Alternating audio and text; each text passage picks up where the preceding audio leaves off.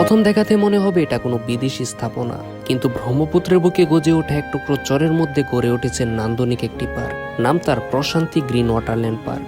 এই পার্কটিতে গিয়ে কোন কোন বিষয়ের সম্মুখীন হলাম তা তুলে ধরবো এই ভিডিওতে।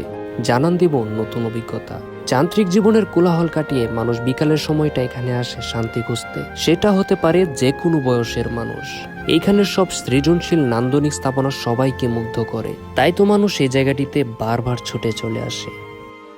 গাইস, এতক্ষণ নৌকায় বসে থাকা কিন্তু আমার অভ্যাস নেই, সো আমার একটু কিন্তু ভয় লাগছে। এ ভাই, আমাদেরকে একটু সাইড করে নামিয়ে দিলে ভালো হইতো। অনেকে বলে থাকেন গফরগাঁওয়ের মানুষটা কি অনেক উশৃঙ্খল। আজকে চলে যাচ্ছি গফরগাঁওয়ের সেই ভাইরাল পার্কে। আমি রিফাত সাদিক চলে আসলাম নতুন আরেকটি ভিডিও নিয়ে। সো গাইস, চলুন ভিডিওটি শুরু করি। গফরগাঁওয়ে আজকে আমি আমার এক স্যারের সঙ্গী হিসেবে যাচ্ছি। স্যার অনেক জায়গায় ঘুরে থাকেন এবং তার অনেক পরিচিত জায়গা রয়েছে। চলে যাচ্ছি স্যারের এখানে। আসসালামু আলাইকুম, ভালো আছেন?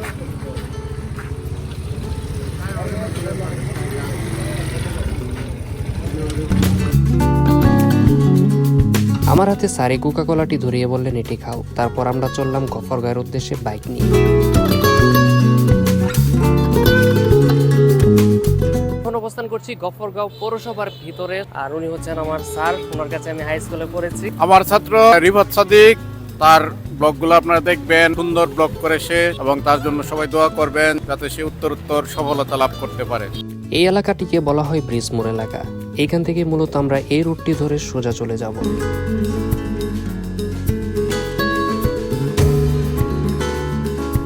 চলে আসলাম ব্রিজের কাছে, আর ব্রিজের বাম পাশটিতে হচ্ছে সে আমাদের কাঙ্ক্ষিত পার্কটির অবস্থান। বাইক দিয়ে আসার কারণে আমাদের কিন্তু তেমন একটা হাঁটতে হবে না। চোখে পড়লো গফরগাঁওয়ের সেই প্রতিভাবান লোকটার, যিনি তার প্রতিভা দিয়ে সবার মন জয় করে নিয়েছেন। গাইস, এখন চলে আসলাম হচ্ছে ব্রিজের নিচে। ব্রিজের নিচ থেকে কিন্তু নৌকাগুলো চলে। নৌকা ভাড়া সম্ভবত 10 থেকে 20 টাকা হতে পারে। আমি অনেকদিন আগে এসেছিলাম, বাট এখন নৌকা ভাড়া কত জানি না। এই যে এইখান থেকে দেখেন নৌকাগুলা চলে। ওই যে দেখা যাচ্ছে পার্কটা, আর এখানে অনেক ধরনের নৌকা রয়েছে, বড় ছোট মিলিয়ে। সো আমরা এখন গিয়ে নৌকায় উঠবো। নৌকায় উঠে দেন আমরা ওই পারে যাব। গাইস, আমি লক্ষ্য করলাম যে এই নৌকাটার মধ্যে মানুষজন উঠছে, সো আমি এই নৌকাটায় গিয়ে উঠবো। তবে বেশি মানুষ যেটা উঠবে সেটাতে ওঠা যাবে না। স্যার আসেন।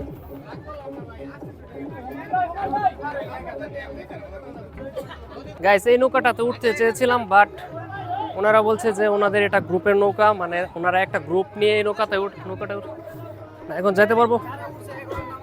যাই হোক গাইস, আমরা 3 জন উঠে পড়লাম। প্রথমে বললো যে এখানে উঠা যাবে না, সো আমার স্যারের পরিচিত দেখে উঠতে দিল। স্যারের সাথে এসে ভালোই হলো।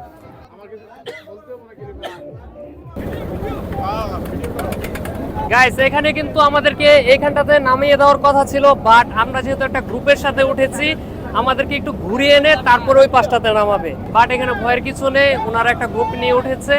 সো আমরা আর 2 মিনিট পরেই কিন্তু ওইখানটাতে চলে যাব এবং পার্কে যাব। গাইস, এতক্ষণ নৌকায় বসে থাকা কিন্তু আমার অভ্যাস নেই, সো আমার একটু কিন্তু ভয় লাগছে। আমাকে কিন্তু ওইখানে নেমে যেতে হবে। মোটামুটি ভালোই ভয় লাগছে। এ ভাই, আমাদেরকে একটু সাইড করে নামিয়ে দিলে ভালো হইতো।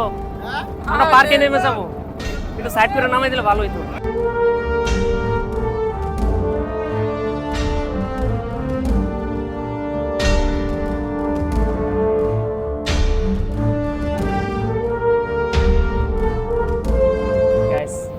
অনেকটা ভয় কেটে গিয়েছে।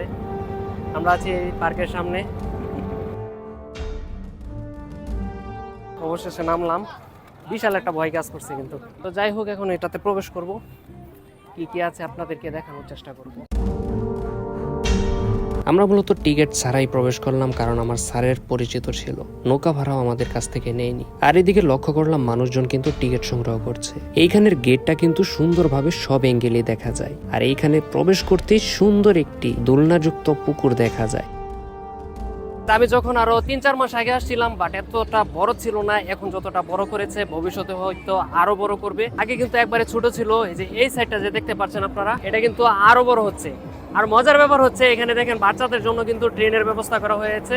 এখানে টাকা দিলেই কিন্তু ট্রেনে উঠতে পারবে বাচ্চারা।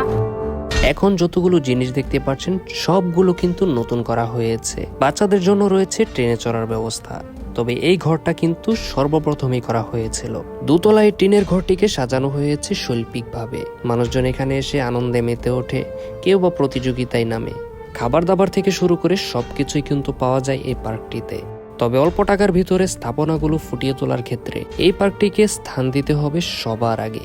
গফরগাঁয়ের আশেপাশে যারা রয়েছেন অবশ্যই আপনারা এই পার্কটিতে আসবেন, আর এটার প্রবেশ মূল্য হচ্ছে মাত্র 50 টাকা।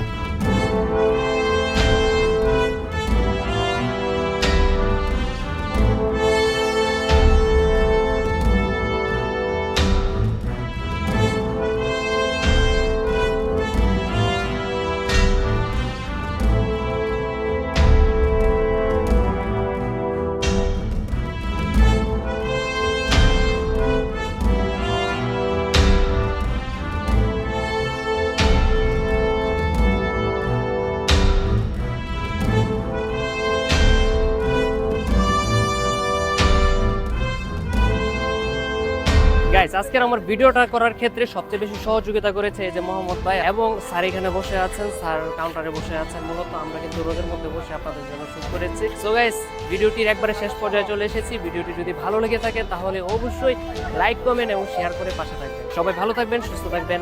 আল্লাহ হাফেজ।